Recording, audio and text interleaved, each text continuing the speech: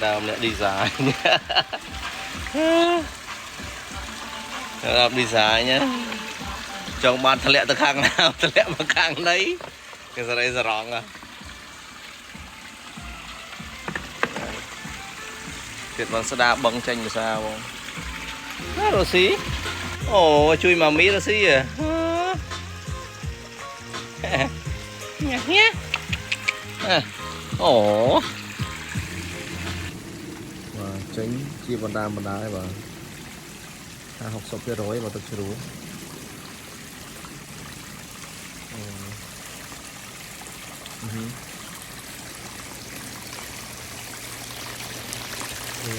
Lương lên ai vô mò mà và tập chơi so peaceful rồi đó hả lại cho nó bay điện tròn nó cho nó rồi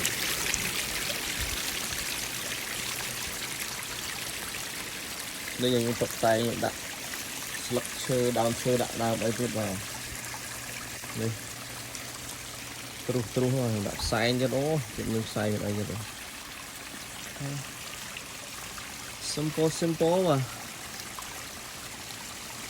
nó thòm đá tôi lên một nghịch tia nghịch khỏi tia nghịch la ngay chẳng á cái mình lên tập trung hơn anh sẽ đạp nữa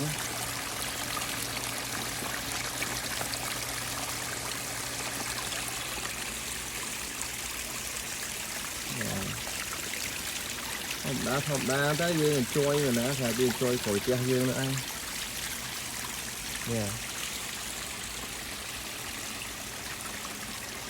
Đấy, còn nắng nữa bà, này đi chết hái hốc sắp phía đôi bà ok bye bóng ôn chăm showroom đọc ốc đi mà tôi sẽ up tập trung lên rồi bye bye